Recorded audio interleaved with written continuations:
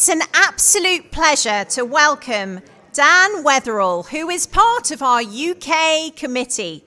He is founder and co-host of the Bible Feed podcast, which hosts wide-ranging conversations about the Bible and faith in the modern world. He is a contributor to Who Through Jesus Sleep, with a chapter on resurrection in the last days, and has written numerous online articles and content on theological topics and apologetics. He is a lay preacher and teacher and is secretary of Ashby Christadelphian Ecclesia. Give a big hand for Dan Weatherall.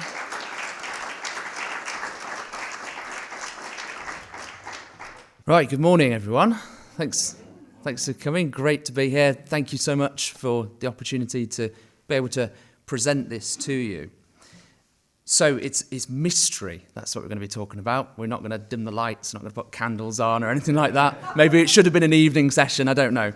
But we're going to be thinking about mystery and what that is. Let's just, to start off, just give a couple of quotes. Or we've got 3 quotes to start off. There's going to be a lot more of these as we go along. So from the so-called Athanasian Creed, the Father is God, the Son is God, and the Holy Ghost is God, and yet they are not 3 gods, but 1 God. Okay, there's a whole lot more where that came from, of course. Book of Common Prayer, Church of England, 1 Christ, very God, and very man, who truly suffered, was crucified, dead, and buried. So there you've got a very God, truly suffering, crucified, dead, and buried. So just hold that, park that. And something quite different, the Gospel Coalition. As the Son, it's impossible for him to sin and to yield to temptation because God cannot sin. Read a little bit further down the article. Jesus' temptations were genuine, although he could not sin. Okay, so there's all sorts there, and we're going to dig into some of those things. These could be beautiful and profound mysteries. We'll see some examples of people claiming that sort of thing, using that kind of language, that speak of the incarnation of the Son and of God as Trinity, and they convey a powerful paradox about the eternal dying or the impeccable God being tempted. So that's one option. But on the other hand, they might be, illogical contradictions that witness only to innovative word games of 4th century ruling bishops. That's the other possibility, isn't it? So the Trinity and the Incarnation are regularly described as profound mysteries. And we're going to be exploring whether this has good biblical basis. Or perhaps it's the case of the Emperor's New Clothes, an embarrassing and mythical construct that actually quickly unravels when a bit of common sense is applied. So that's what I'm planning to do. I'm going to address these questions in this paper by defining mystery. That's the first thing we're going to do, both in terms of the English word and then the Greek word that's used in the New Testament. And then we're going to compare what the Bible's use of mystery is, compare that with examples from Christian literature. I mean, there's a lot of Christian literature to go on throughout the centuries, so it's going to be a very much just a sampling, a little bit of an idea of what and how Christians use and have used that term mystery. So I think, I hope, at the end of the paper, I hope you'll see a stark contrast. That's what this talk is, the mystery, the Trinity mystery contrasted with the Bible. So there is a contrast, I think, between the biblical revealed mysteries and the appeals to mystery in relation to the Trinity and the Incarnation. They're frequently referred to as unknowable and unfathomable paradoxes, mysteries that are outside of our ability to comprehend. And my concern is that when we do this, when we appeal to mystery, we scare the Christian laity, that's most of us, into never questioning these post-biblical doctrines and deferring it to the experts. This is, if we put that label on it, it's a mystery, we're not going to be able to understand it. No one will ever then question it or look at it or try and explore it themselves. And I think that's pretty unbiblical. We should be able to test everything. 1 Thessalonians 5, verse 21, test everything and then hold fast what is good. And that implies that we should discard anything that we identify as post-biblical, speculations that aren't good, things that simply don't make sense, things that aren't biblical. So that's what we're going to be doing. We're going to be looking at what the experts have been doing, continuing a tradition that has no biblical or logical basis by invoking mystery whenever Trinitarian theology runs into logical problems. So these are my aims. I'm hoping at the end of this, my concluding appeal is that for all Christians everywhere to stop talking about the Trinity and the Incarnation as mysteries. It's because it just genuinely isn't a helpful way of describing it. There's other explanations or there's other discussion that can be had about it, but not by putting it under the carpet as a mystery. But also, the second thing, I want to offer something to fill the void. I want to see that instead of it being a mystery about Jesus and how he has come to reveal God, that's the thing. Jesus has revealed God to us. He hasn't made him more opaque. He hasn't introduced to us an illogical contradiction. There's actually something very profound and practical. It's important to Christian living as well. So there are my aims. So first of all, let's define mystery. So what could we mean when we use the English word mystery? And you could probably categorize this in lots of different ways, but I've got three. So three very broad categories. And anyone Agatha Christie fans in the audience? Oh, yeah, great. Yeah, I'm probably not one of them, sorry. But I think I have read some. But yeah, Agatha Christie or any mystery fiction. That's the whole genre of book, isn't it?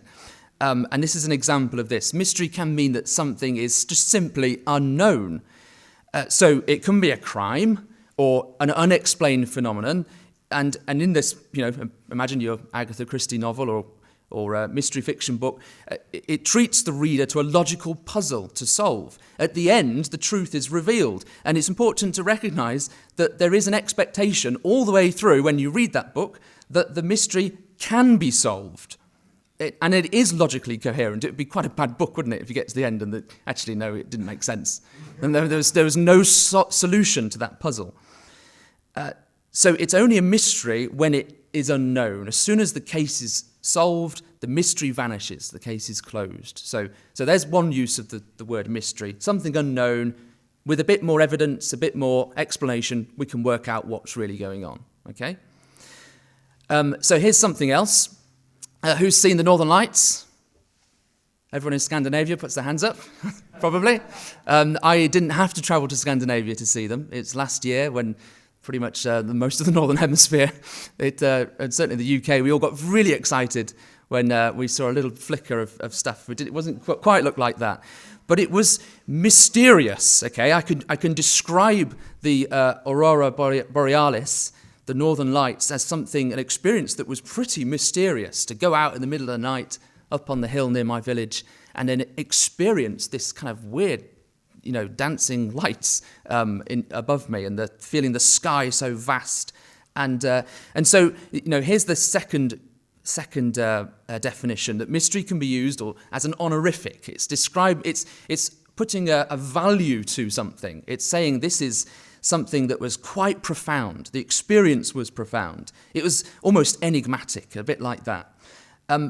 What I'm not doing when I describe that, I'm not saying that this is something that is contradictory or it can't be explained. I'm not a sun scientist. I'm not going to be able to explain to you solar flares and everything else that goes on. Maybe some of you will be able to do that and explain why the Northern Lights happen. But they can be explained. But nonetheless, it's a mysterious kind of experience. So there's another use of the English word. And then the other broad definition that I've put down is that mystery can describe a paradox. So a paradox is something that's apparently contradictory. So on the surface, it looks pretty contradictory. Okay, that sort of optical illusion, optical images, things like that look contradictory, don't they? And maybe that image certainly is. So something that is contradictory, yet communicates something true and profound. That's what a paradox is. So there's a biblical example of a paradox. Paul's statement that when he is weak, then he is strong in 2 Corinthians 12. It's paradoxical because Paul can't be strong when he's weak, as they're opposite terms. They're the contradictory states, aren't they? But no, so what do we do with that? do we just accept, it's contradictory, but it's also true that he's weak and strong? But no, what you do, the paradox makes you think deeply about what's being communicated. You're expected to refine what you understand as strength. His meaning is that he's weak in human terms, but this allows him to be strong in another sense when he relies on Christ's power. And when you read that in context, you can see what he means. It's natural and normal for us to interpret him in some such way, resolving the apparent contradiction, resulting in self-consistent statements. It's a contradiction on the level of words only that then communicates a truth that's actually not easily accepted by us. We need to receive that truth, that human weakness is actually strength in the eyes of God, because the power and influence of God can work through humble and receptive hearts. So the paradox is contradictory on the surface, but it's a clever way of communicating something that makes you think deeply about something that actually is logical, true, and it changes how you view the world and how you view these sorts of things. So there you go. There's a paradox, an apparent contradiction. Now, we're going to see Trinitarian commentators resorting to describing things that are logically contradictory as paradoxical or great mysteries.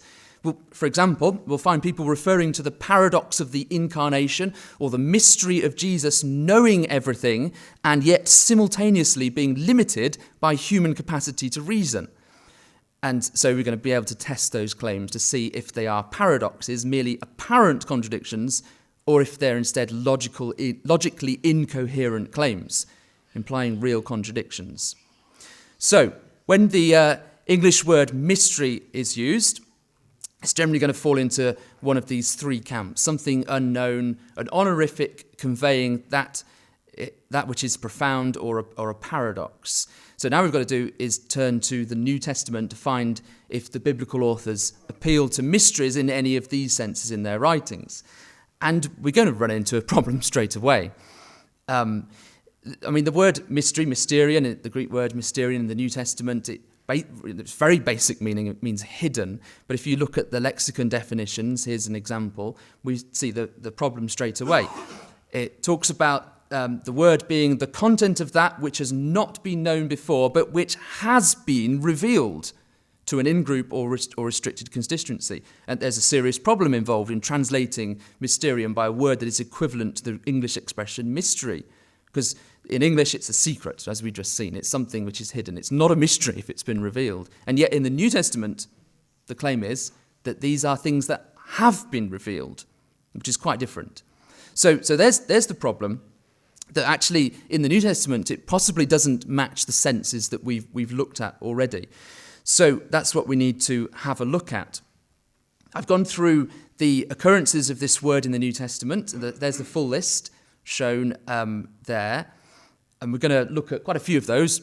I'm not going to bring all of them up, but you can go through those at your own time.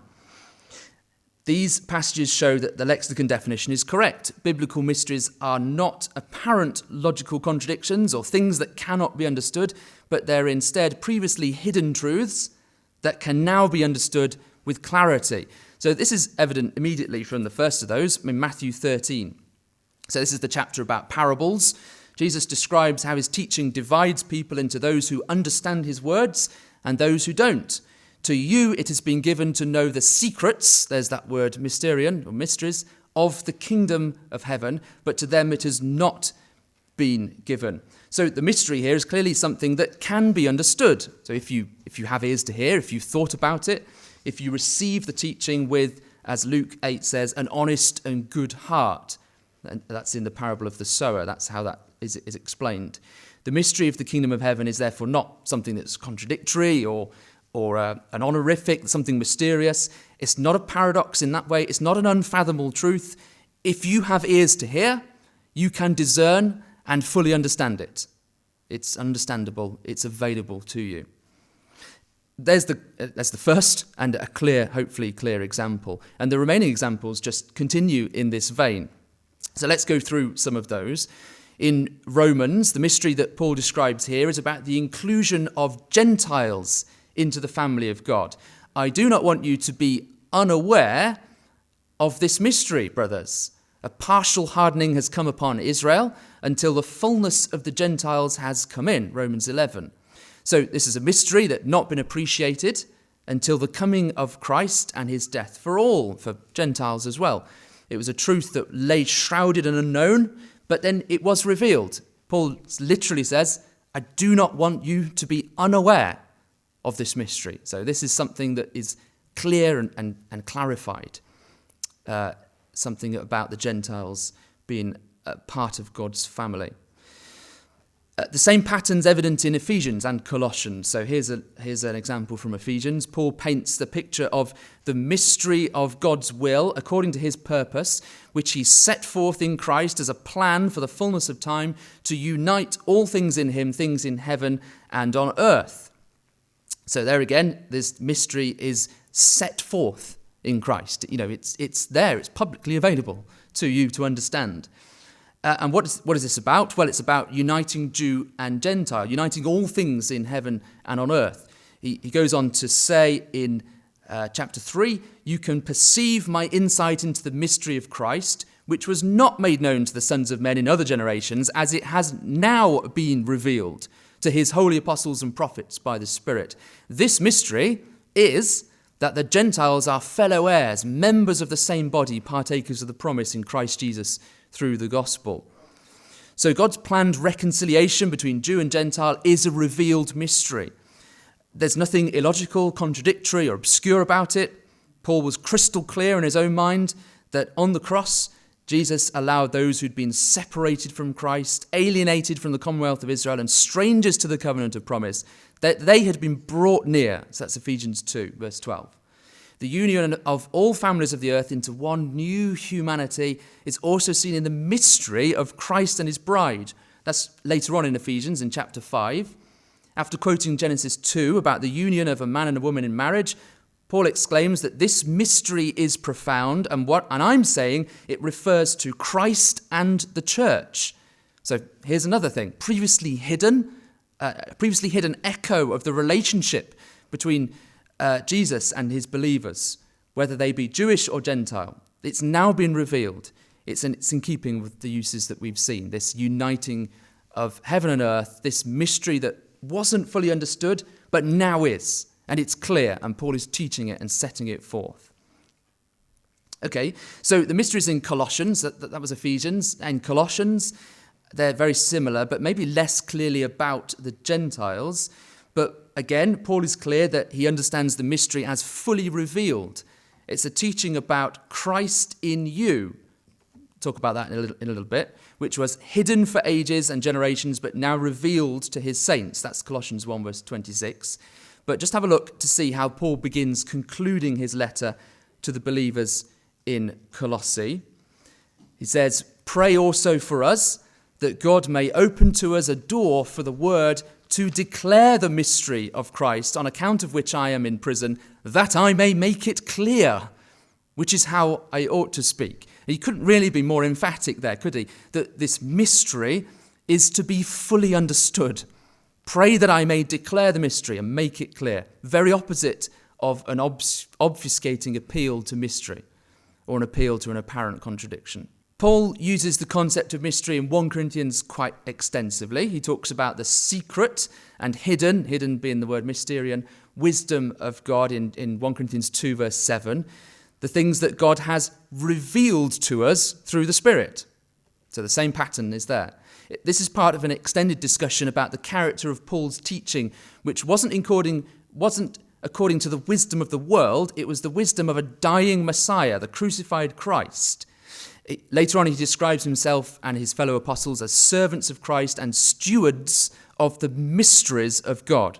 Now, the fact that he's a custodian of this mystery, a steward of this mystery, it's evidence that he's revealing it. He's there, he's got this information, and he's going out and he's telling people about it.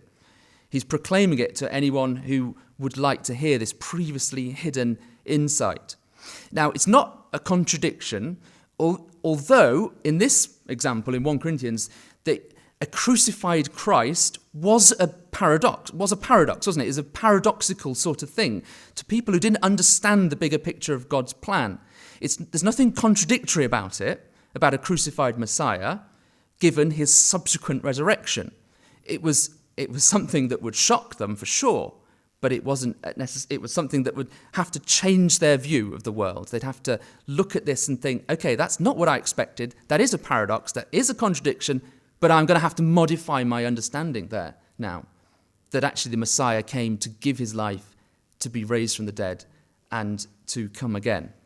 It was completely unexpected, but looking back, we understand God's revealed wisdom, a mystery that's been truly revealed to those who understand it. Now, later in 1 Corinthians, Paul includes a rare reference to a mystery that is not yet understood. So I think there's just one or two of these in the New Testament. And here's one example. So 1 Corinthians 14, the one who speaks in a tongue speaks not to men, but to God, for no one understands him, but he utters mysteries in the Spirit. So quite clearly there, people do not understand this mystery. But whatever your interpretation of tongues is, and we don't need to, whatever interpretation is, it still works. This is not about an unfathomable mystery. Paul would rather the Corinthian Christians to prophesy and not speak in tongues unless someone interprets, so that the church may be built up. That's what he says in verse 5. Now, that demonstrates that the tongues, whatever they were capable of being revealed, of being interpreted, of being explained. Without interpretation, they were hidden. Remember, that's the very basic meaning of this word. They were hidden. And that's why Paul was actually discouraging them in the absence of an interpreter in this passage.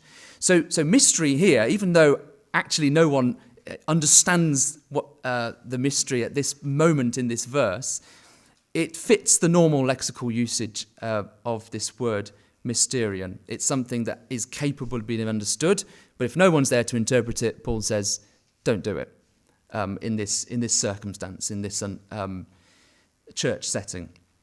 So it's the exact same pattern that we've seen. Now, additional examples of revealed secrets include the mystery of the 7 stars and 7 golden lampstands in Revelation 1 verse 20, and they relate to 7 churches in Asia, in Asia Minor, modern-day Turkey. The mystery of the woman in Revelation 17, which is explained as Babylon the Great, and further explained by reference to a city founded on 7 hills. So there again, there's the explanation of that mystery, a hidden truth which can be understood. And finally, the mystery of lawlessness in 2 Thessalonians 2, verse 7, which is the man of lawlessness who is to be revealed. It says that again in that passage. So these are all yet again secrets that are being explained. In the New Testament, a mystery is nearly always a revealed truth that was previously hidden. And even in the example where it isn't yet understood, is capable of being understood. Now, I've left a reference to in 1 Timothy until the end, because we need to look at this in a little bit more detail. And there's that passage in full. So let's just read through this. The writer says, I hope to come to you soon, but I'm writing these things to you so that if I delay, you may know how one ought to behave in the household of God, which is the church of the living God, a pillar and buttress of the truth. Great indeed, we confess, is the mystery of godliness. He was manifested in the flesh, vindicated by the Spirit, seen by angels, proclaimed among the nations, believed on in the world, taken up into glory. So, at first reading, you might think this is finally a description of the incarnation as a mystery. Finally, we've got that. Here is the mystery of the one manifested in the flesh. That might be what it looks like at first reading. A profound and inconceivable truth that's otherwise true, even though we can't fully understand it. But we need to pay attention to what's being said. Firstly, there's a textual variant. There's a discussion about what should be right or wrong there. The King James Version, the Authorized Version, preserves the majority text, which says God was manifest in the flesh. And that's opposed to most modern versions, which, like the ESV on the screen, which opt for who was manifest. And that's in line with modern textual criticism. I think that's probably right. I don't have any reason to doubt the textual critics there. But even if you go with the majority text, if you go with the Authorized Version, it doesn't really drastically change things for our purposes.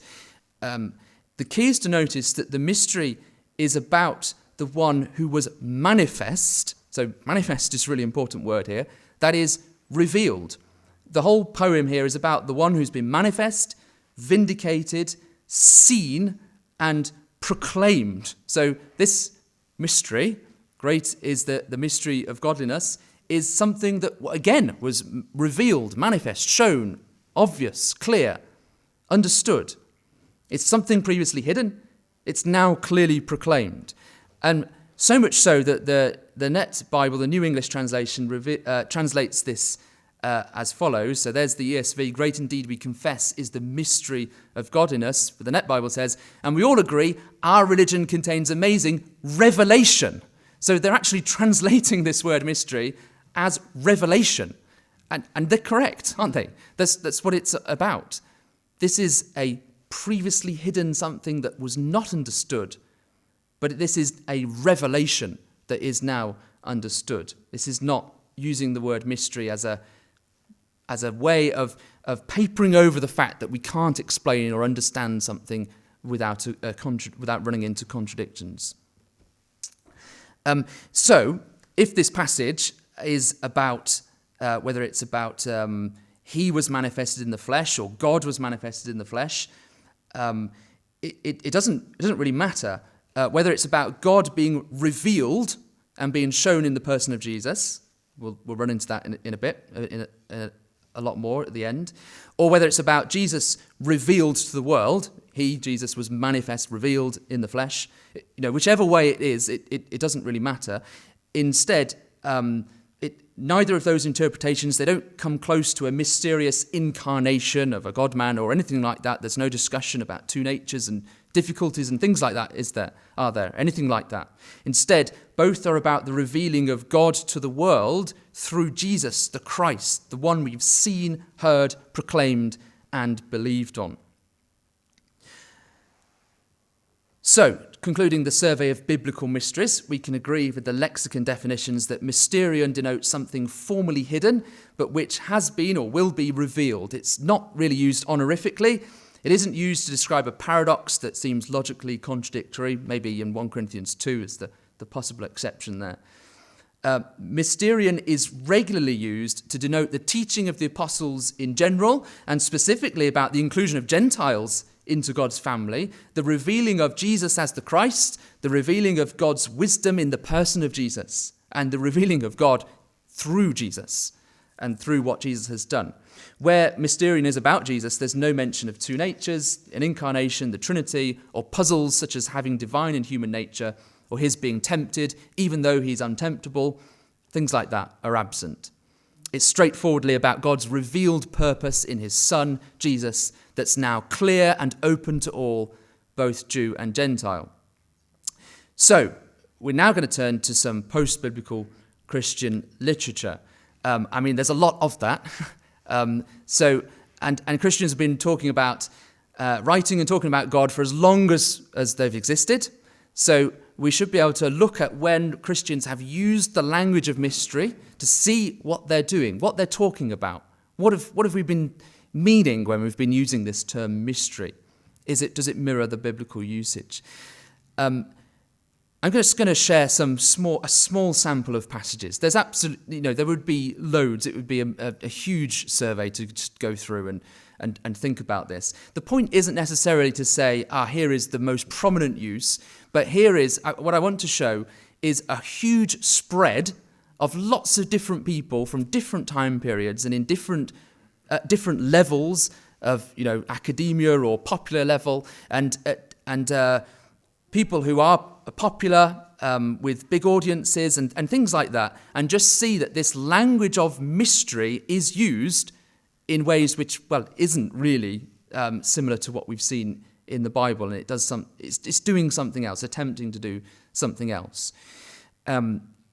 If only the people I refer to, if they're the only people that use it, it's still a problem. It's still, the language is being used in that way, but I'm sure, as no doubt your experiences will possibly be the same, that you'll have come across this in everyday usage, talking to everyday Christians, pastors, scholars, and so on, that the word and the concept of mystery is appealed to in many ways. So let's start with an example from the heyday of emerging Trinitarian theology. I should say as well that we're not going to go through all of these, but there's at my full paper has an appendix with notes and things like that in, so that is available.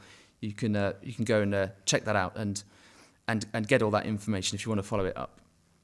So we're going to go to the emerging Trinitarian theology in the late 4th century. So Keegan Chandler, in the book The God of Jesus, he dissects the issues surrounding the Nicene and post-Nicene controversy. I had a little bit about that last night. And he notes how the Cappadocian fathers championed a way of describing God that ultimately ended up enshrined in the creeds, which was to appeal to paradox.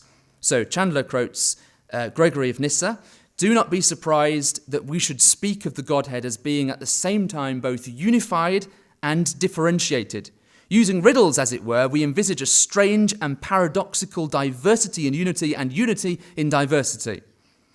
Okay, so Chandler continues by observing that for them, the Christ was a riddle and a paradox, not by virtue of circumstance, as if he were a secret merely awaiting disclosure. Remember, that's the definition of paradox and mystery that we should expect. But no, by fact of nature. If the conclusions of dogma were to make Jesus a walking contradiction, then the Orthodox Christian must embrace him as such. So, there we have it from the very early moment. And we've, right at the start, you might remember we had the so-called Athanasian Creed, and we see that by the 4th and 5th centuries it had become acceptable or even fashionable to describe God in terms of mystery, as a means of avoiding or obfuscating the seeming contradictions involved in the then new triune God and the incarnate deity speculations. So that's way back in history, but let's jump ahead to much more recent example. Okay, so who's watched a Bible Project video before? Yeah? Excellent. Who's listened to lots of the Bible Project podcasts? Yeah, okay, a few there. Who's the biggest Bible Project super fan in here? I have so much benefited from the Bible Project, and I think their work that Dr. Tim Mackey and John Collins and the team there have done is amazing. It's immense. And some of the stuff that they've put forward is excellent. So I really admire it. I really appreciate it. And I think that's really important to recognise.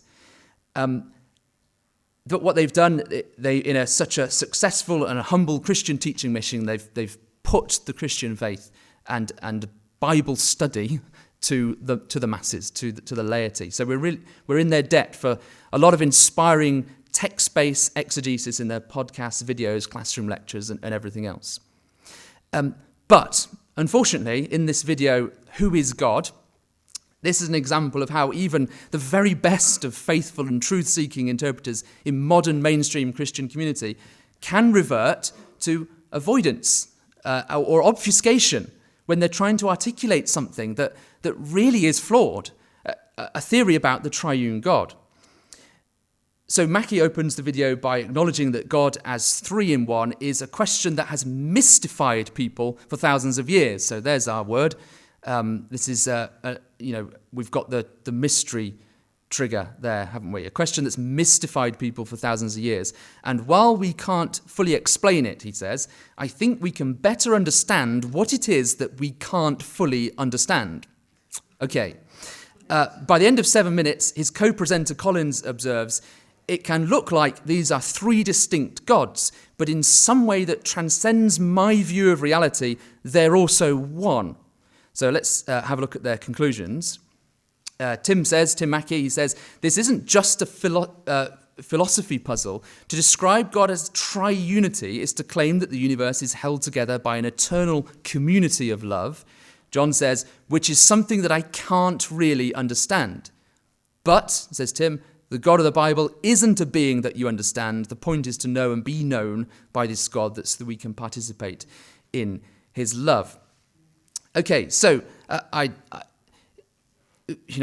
have they done there? They've appealed to mystery right at the start, haven't they? They've said that this is something that's mystified people for thousands of years. And this is a mystery appeal. And what are they doing? They're not saying that the Trinity is a mystery that's been revealed. The point here is that this is a profound, awe-inspiring doctrine, and that's what they're trying to do. But they recognise that the Trinity is not possible to be fully understood, at least in this life. It's unfathomable for us. They've assumed the God of the Bible isn't a being that you understand without any justification from Scripture. And what they're doing, they're using that word mystery, and they're using it as a way to justify the fact that they can't explain and they can't understand. They might be able to understand it a little bit better, understand what they don't understand, but ultimately they know it can't be fully and satisfactorily understood and explained because this is something that's contradictory. It's unfathomable. And so they appeal to mystery. And it's a convenient way, isn't it, of excusing post-biblical theology, which they admit seems to present three gods while asserting that there's only one. Instead of calling this a mystery, they should consider whether the incoherence may actually be due to failed human speculation. As I said, the Bible Project have high-quality exegesis, and they're excellent stuff that they provide. But here, even the very best in mainstream and popular ministry, such as themselves, we have this appeal to mystery in the context of the Trinity and the Incarnation. So, my examples so far, they've been quite literally worlds apart. We've been to ancient Cappadocia during the Constantinian reign and subsequent Christian ecumenical councils down in history, all the way to 21st century Portland. So, we've gone from parchment to YouTube, and this just shows how pervasive the idea of God's mysterious triune nature has been. I've reviewed, as I've said, I've had that list, lots more passages of Christian literature that appeal to mystery, and I think we can see that the same thing is repeated over and over again. As I said, there's an appendix to my paper. You'll be able to have a look at that in a bit more detail, but here are some more examples. So there's a book, Across the Spectrum, by Greg Boyd and Paul Eddy, and it surveys many disputed questions in modern evangelical Christianity. That includes a chapter on Christology. The central question they raise is between what they call classical Christology as an unavoidable paradox and modern kenotic Christology. And this very debate arises precisely because of the contradictions that are inherent in the concept of a God-man, someone who is both human and divine. So in describing the classical view, they state, the Church has always admitted that this teaching constitutes a profound mystery, but it has always denied that it constitutes a contradiction. Okay, so this classical view undoubtedly engages in appeals to mystery as an obfuscation. It avoids the real issues by insisting that what for all appearances is a contradiction is simply a profound mystery, a merely apparent contradiction. Yet, Boyd and Eddy put the issue in starker terms, writing that as a man, Jesus was indeed limited in what he knew, but it's also abundantly clear that as God, he was not limited. Somehow, Jesus was both simultaneously. Okay, so he's limited in knowledge and not limited in knowledge at the same time. That's a real contradiction, isn't it? Once you've asserted and denied the very same thing, you have a real contradiction. Jesus is limited by not knowing the day or hour of his coming in Mark 13. But Boyd and Eddy present classical Christology. What they're doing in the book, they're presenting different views. It's not necessarily what they would necessarily say. But classical Christology is presented as affirming that Jesus is simultaneously omniscient, so not limited in knowledge, but also limited by not knowing the day or hour of his coming. This should actually prompt you to reassess your conclusion and go back to the scriptures to find out where things have gone wrong, because it's a dead end, it's the contradiction. Accepting the contradiction and simply calling it a mystery doesn't make it okay, does it? It doesn't solve it. It doesn't make that somehow logical. And it's not helpful for those searching for clarity of the gospel. So, as Boyd and Eddy show, the evangelical conversation has basically been a big attempt to try and show that the God-man doctrine isn't contradictory, even though they continue to refer to it as a profound mystery. And it's papering over the cracks. It's awarding it an honorific title. It's one kind of use of the word, isn't it? But they're awarding it this title to a seeming contradiction that does nothing to remove the strong evidence for thinking that it's false. It's just a way of sidestepping the issues. Biblical mysteries aren't like this. Neither God nor Christ and their metaphysical natures or composition have ever been described by a biblical author as a mystery. But after 1,700 years, the obfuscating habit's quite difficult, isn't it? It's quite hard to break. So, the philosophical conversation and debate about whether contradictions in Trinity theories, whether they're merely apparent or real, gets really technical. So there's a whole lot of a level of discussion on this topic, which is detailed, in-depth, technical, and there's a lot of it. Boyd and Eddy touch on the vast scholarly discussion that's relevant. They only touch on that. But it's the large Christian laity and regular believers who hear that the Trinity is a mystery without the precision of philosophical definitions. And then, because of that, they're put off from ever questioning this or ever looking into it in more detail because, well, it's a mystery. It's perceived to be impossible to understand. So, in popular level theology books, here's just a couple of examples. You'll find these words such as this. The miracle and paradox of Jesus as the Anointed One was that although he was eternal God, he was born into our common estrangement. Okay? Or maybe this. As mysterious as the Trinity is, perhaps even above and beyond our capacity to understand it in its fullness, the historic formula is not a contradiction. So on one hand, okay, if it's not a contradiction, let's just explain it. Why have to say that it is therefore also mysterious and beyond our capacity to understand? Can you see how the words, the language, the general culture around this is used as a way of shrouding this? It's setting the expectations that you're not actually fully going to understand this by labelling it as a mystery. Even though we might spend a long time trying to understand, we've already said that we're not going to get there. So it's okay. And this is just a couple of examples of many books, many claims that do this. Now, Christian apologetics, the material in apologetics frequently appeals to mystery when discussing the Trinity and incarnation. Paul Copan, in an apologetics anthology that he co-edited with William Lane Craig. So this is fairly popular, fairly mainstream. In his book here, it sets up a challenge for himself to maintain the mystery of the Trinity, but nonetheless attempts to show that it's not contradictory. Let's just have a look at what he says. Christians have long pondered the mystery of the Trinity, and we're not here trying to demystify the God whose nature and purposes can't be reduced to tidy formulas or manageable boxes. We should celebrate the unfathomable God who's under no obligation to human demands to clarify everything about himself. Why think our puny minds could grasp these secret things anyway? Paul reminds us that we know partially, we lack the clarity about God's nature and ways. The great things of the gospel are astonishing, but mystery or partial knowledge doesn't imply contradiction. Let's keep this in mind as we consider the divine Trinity. So yet again, at the very start of his apologetics chapter, to try and show that this is not a contradiction, he's starting off by conceding the argument straight away, by saying, well, this is a great mystery, we're not going to be able to understand it, but even though it's a mystery, it is not a contradiction. So that's the kind of the language, that's the kind of discourse that we're getting in very mainstream and popular books and apologetics works. So this immediately misunderstands the biblical presentations of mysteries as truths that have been revealed and can be clearly understood. He's using mystery in a very different way. It's actually also a complete red herring to compare denial of contradictions in Trinitarian theology with believing everything about God and believing that everything about God can be fully understood. No one believes that they suddenly can understand everything about God just because they don't accept logical contradictions about the Trinity.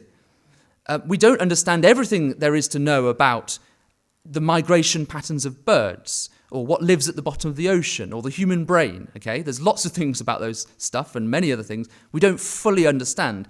But it doesn't then mean that we should suddenly accept contradictory statements about those topics, like birds both have and don't have a homing instinct, okay? So we don't understand necessarily migration patterns, but then that doesn't mean that therefore we can just accept contradictory statements like that. So that's a bit of a red herring to try and point that out. Copan has clearly stated his contribution. He started his contribution with an appeal to mystery to veil the contradictions that are inevitably going to ensue, despite his protestations. Now, the same thing happens in his chapter on the Incarnation. Though an amazing mystery, the doctrine of the Incarnation isn't a contradiction.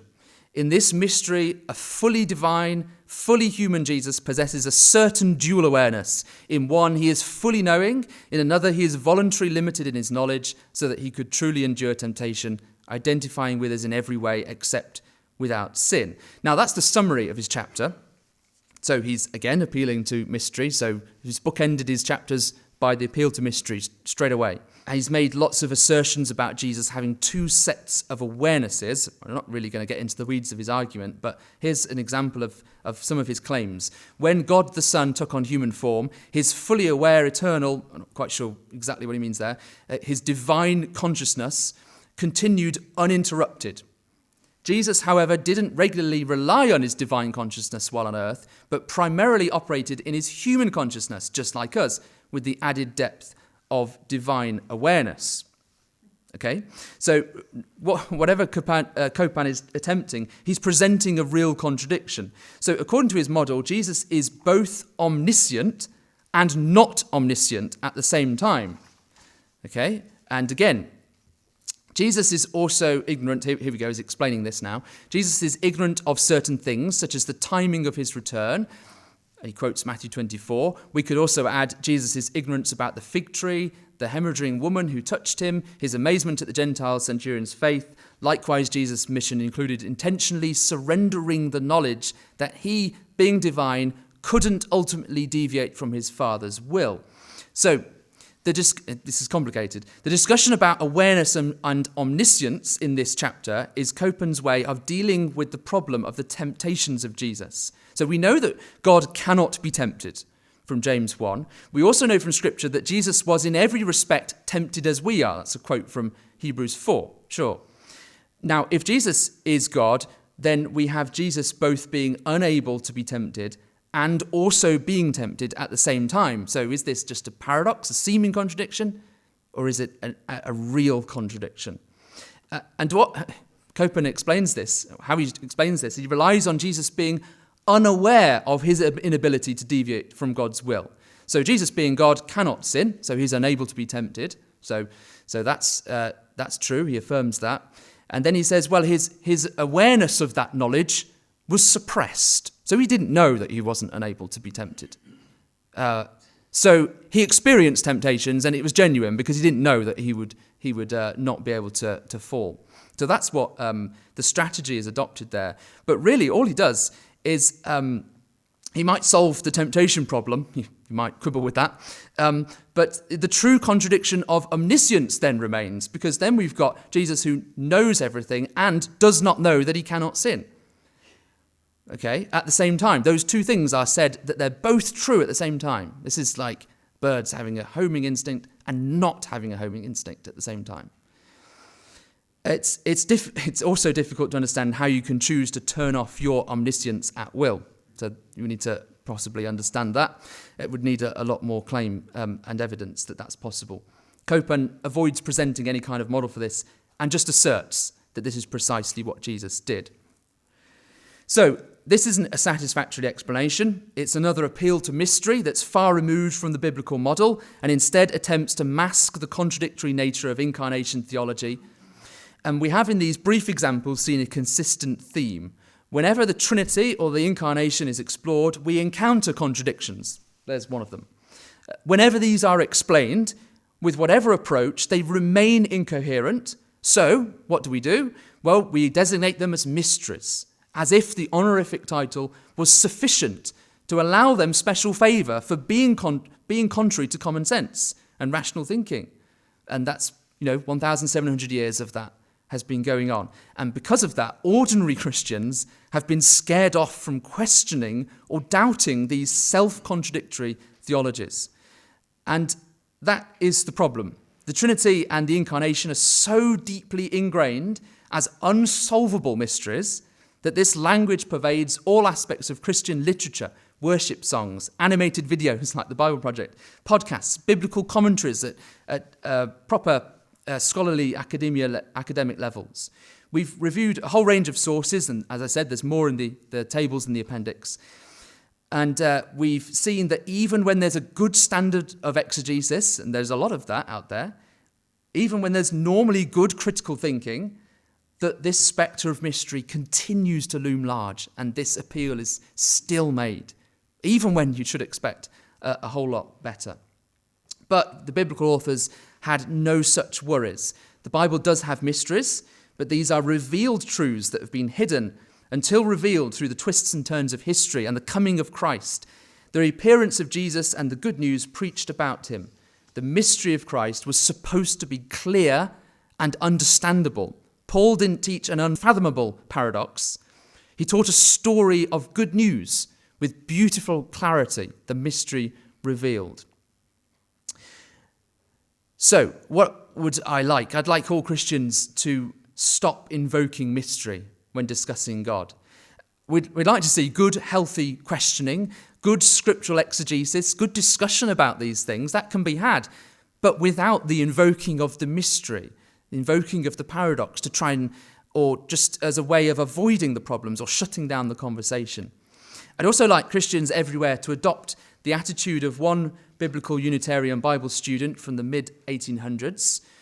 So here's an early Christadelphian who includes within his rules for studying the scripture, never be afraid of results to which you may be driven by your investigation, as this will inevitably bias your mind and disqualify you to arrive at the ultimate truth. Investigate everything you believe. If it is the truth, it cannot be injured thereby. If error, the sooner it is corrected, the better. Remember that quote from 1 Thessalonians? Test all things. Hold fast that which is good. Now, the sooner the mystery of the Trinity is corrected, the better. It would allow lay Christians everywhere to open their eyes to what is really revealed, not obscured, about God and his son Jesus. I would love, instead of appealing to mystery, I'd love Christianity to discover the true revealed mysteries of Christ. And this is the ironic thing, the sad thing really, that the key biblical mysteries are all about the revelation of Jesus, the revelation of Christ in both Jews and Gentiles. We've seen that. We reveal or manifest Christ in our lives. It's all about showing Christ and through him, showing God clearly and distinctly. The biblical mysteries are the exact opposite of the mysteries of the Trinity and the incarnation that we hear so frequently. Colossians 1, I said we'd just quickly look at this as we just try and wrap up and show the big contrast that there is. Paul proclaims the revealed mystery of Christ in you, the hope of glory. What does that really mean? What does it mean to have Christ in you? Well, Paul later describes the new Christian as someone who has put off the old self with its practices and has put on the new self, which is being renewed in knowledge after the image of his Creator. We show Christ living in us by our actions, by our behavior. We manifest him, we reveal him. We don't pull a curtain, pull a mystery over who Christ is. And Christ himself is the image of God. Jesus is the image of God. The same letter in Colossians 1 verse 15 shows. The revelation about Jesus is that he reveals God to us. He's not God incarnate, but he manifests God to us by his perfect life. And this language, if we can chuck out the language of mystery and replace it with the language of the New Testament, the language of the Bible, we'd start to see it everywhere. The revealing, the manifesting, the proclaiming. Christ being the image of God. The Son being the radiance of the glory of God, the exact imprint of his nature. Here's the one that shows us what God's like. In Hebrews 1, whoever has seen Jesus has seen the Father, John 14. Jesus did the Father's works. Jesus prayed to his Father, I made known to them your name. I will continue to make it known. Here's just some examples. There's many, many more. These texts like this show that manifestation is the leading idea in relation to Jesus, whether it's God the Father being manifested in Jesus or Jesus being foreordained in the scriptures and then being manifested to Israel, as Perry writes. So the scriptures don't teach an incomprehensible Trinity or incarnation. These scriptures here are about God, who is the Father, being manifest or clearly revealed throughout humanity, and more specifically, through the one perfect human being, Jesus the Christ. They are scriptures that lead us to God's character through the life and teaching of Jesus, the Son of God. And in the same way that Jesus manifests God, those who follow Christ are called to live lives conformed to the image of his Son. That's Romans 8, another example. The lives that reveal Christ and the Father to the world through our conduct. And this is why this topic is actually really important, because if we shroud the reality of Jesus revealing God behind an incomprehensible mystery, we really do begin, or we risk missing, the practical import of how we can, as Christians, live our lives today. So in conclusion, there's no profound mystery of the Trinity. The mystery is how people continue to cling on to it in the face of biblical data. But the solution is at hand, ready and available in the Scriptures, because God's true mysteries and his good news about Christ for the world are already fully revealed. Thank you very much.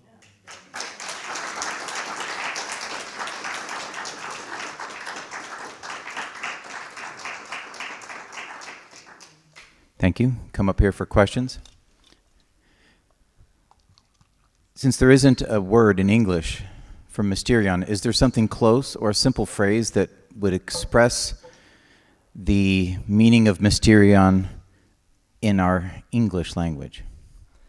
I don't know about one word, but revealed secret is or revealed hidden truth. Yeah, I mean the Net Bible translation in Timothy was quite good. This amazing revelation. Okay. That's what it was. So kind of the opposite, really.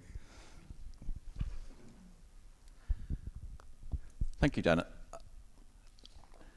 I think in my head, there's need here to be fair. I think in this strong criticism that you've made here in terms of reference. And I think I'm probably asking for a clarification or suggesting that. And you did refer to this in your talk, I think. So it's just an expansion of that, because the premise of this has to be true. I mean, God is unknowable, right? He lives in multiple dimensions, and so on. And what the Scriptures are doing, as you quite rightly said, God is revealing Himself to us as humankind, and inevitably there's a problem there, right? So I think we have to be fair in understanding this. That's correct. That has to be correct. That we can't know God, as you said, and that what we do have is the revealed revelation, which is the Word of God, Christ, and so on, in terms of our experience and our language, which is limited, right? And so I think, to be fair, we have to recognize that, right, in this discussion. So I'm really challenging and suggesting that we need to locate this criticism correctly, then, in terms of where it's located, in terms of I think what we're saying is, and I'm asking you to clarify this, that the criticism is in the terms in which God has revealed himself, in the terms in which he's explained himself in Scripture, in the term, like using Father and Son, for example, within our own experience, the language, and I think maybe are you suggesting, and I think maybe it's, well, I'm asking you, not giving the answer, is that I think we do need to locate this criticism within that space of the revelation, rather than in the ultimate, which I think is a different question. That's my view. Does that make sense? It does make sense, yeah, and I think you're absolutely right that there's no claim here. I don't think I've made the claim that we fully understand God and understand His nature and everything like that. And you could probably point to passages and things that would suggest that. The claim that I'm making here is that the language of mystery that is regularly used is to do with a certain set of ways in which the church has talked about God and talked about Jesus. And those ways are actually not from the Bible. They're not found in Scripture. They have the basis there. And with common sense applied to them, they're actually contradictory. They don't seem to make any kind of sense like that. So to insist on those things as being absolutely important for Christian faith but then having to say, well, it's a mystery, we're not going to understand it, seems to be trying to claim too much. And it seems to put people off from really trying to understand who God is. That's probably what I'm trying to say. So yeah, this is a critique of the way this language is used. I mean, anyone can come up with anything, couldn't they? And then say, I'm not going to justify it because it's a mystery. That's probably, the excuse element of it. Hopefully that clarifies it a little bit. Yeah, thanks, Dan. Great talk. Love the word study on mysterion and the kind of the biblical use of it. I have two questions. First one is kind of on the tails of what Jeremy was talking about, is just sort of the appropriateness and where the line is drawn for mysteriousness, things that are perplexing, confounding about the Messiah. I understand we can say that all day long about God. I mean, you have the classic text from Romans 11 that God's ways are like unsearchable and his judgments, like unfathomable. Like he can't. There are things of God, they're just a mystery. What about the Messiah? I mean, there's clearly a line to be drawn in the usage of our modern use of mystery, things about Messiah we just don't know or can't know. But the aspect of his being is one in which you're drawing the line. Where is that line? Is there other things like, or how do you talk about the appropriateness of what is mysterious to us? Because we don't have this perfect knowledge of Messiah. And yeah, that's my first question. So the question is, how do we know? Wait, what's the question? It's just where the line is. Where's the line? I suppose that's almost a question about something that we don't know, isn't it? How do we know what we don't know? Is that there's a line? It's basically saying like we have to have a line where we're saying, well, to claim that we don't think Christ could have this other paradoxical or contradictory state of being, that there's a line that we say that's crossed. What line is that? I'm not trying to be a devil's advocate per se. Just wanted to know if you have an idea of what's the context in which you're saying that's inappropriate.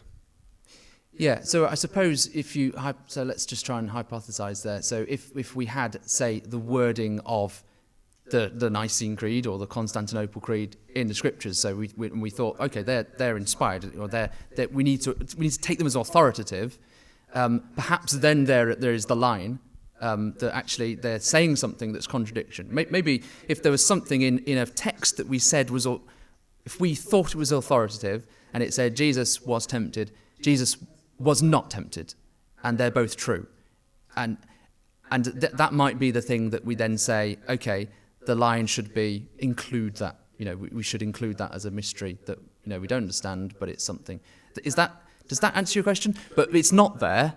Somewhat. Maybe this is a further discussion for you and I later, because I have a little more nuance maybe to add to it. But let me move to the second question. Okay. Do you think there's like a little bit of a logical fallacy involved in the whole approach of the incomprehensibility of the incarnation, where you say, the logical premise would be that Christ is a mystery of God and man together, but then the idea is that, well, he's a mystery because he is God and man together. It seems a little bit, maybe perhaps like begging the question. Circular argument sort of thing. Yeah. Do you think that's part of it?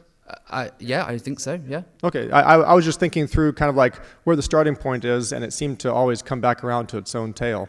Yeah. So. Yeah, no, that's a good point. Thanks. I have a new theory. My theory is that God's favorite cheese is blue cheese. And my evidence for it is because he must really love the color blue, behold the sky. And he's made so many animals that produce milk from which we can get cheese. Ergo, his favorite cheese is blue cheese. And if you don't believe that, if you don't agree with me on that, you cannot be saved. You cannot come to our churches. You cannot enter our universities. And so, what do you say to that?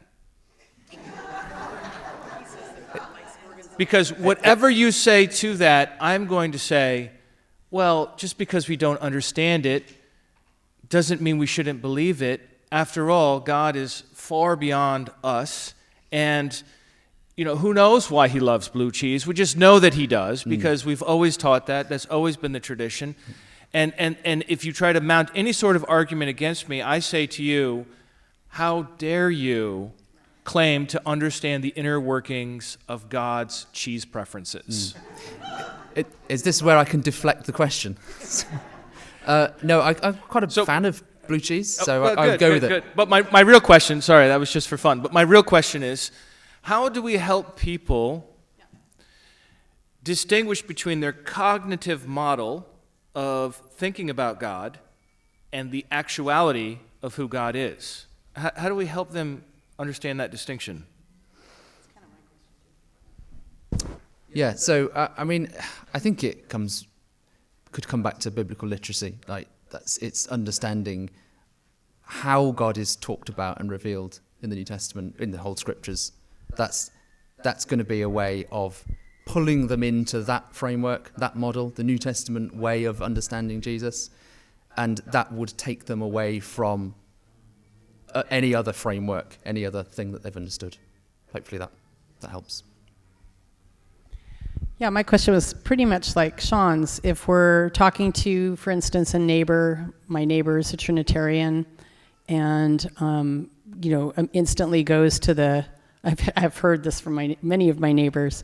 I don't understand the Trinity. It's a mystery, and who am I to question that because it's in the Bible? I'm wondering if we can.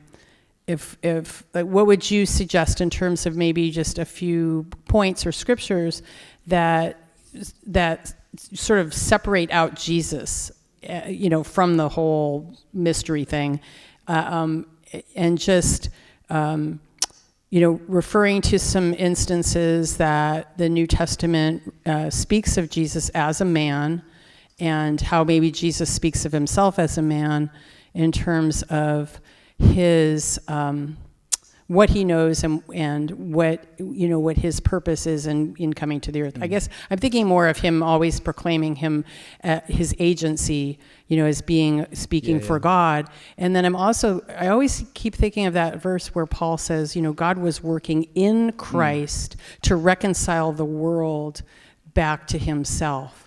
And that verse really just really sank into me about a year ago. This whole idea of God in Christ, not God as Christ. And I'm wondering, so if we could use some of these types of verses to just logically start peeling off some of this default to mystery and more to, this is logical, what is being said. So I'm just wondering, like, if you have a few verses or things that you go to for that type of a thing. Yeah.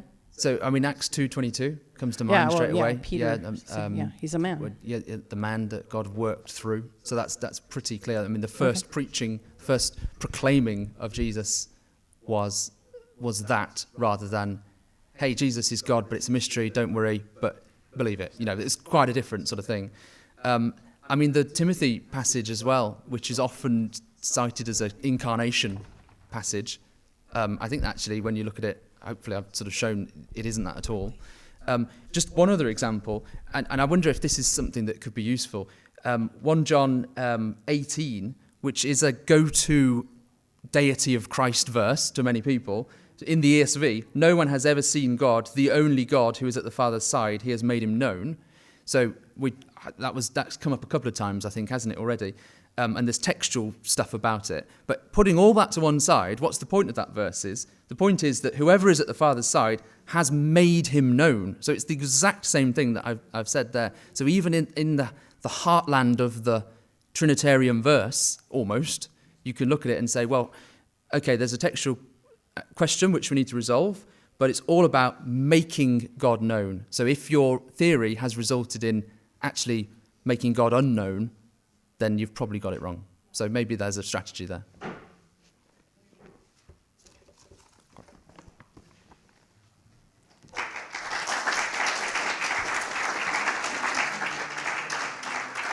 Dan, I thought that was great, and I'm totally with you. I think the misuse of the word mystery to silence debate is the biggest whitewash in history. Check out Dan on www.biblefeed.org. He's also available on Apple Podcasts, Amazon Music, and Google Podcasts.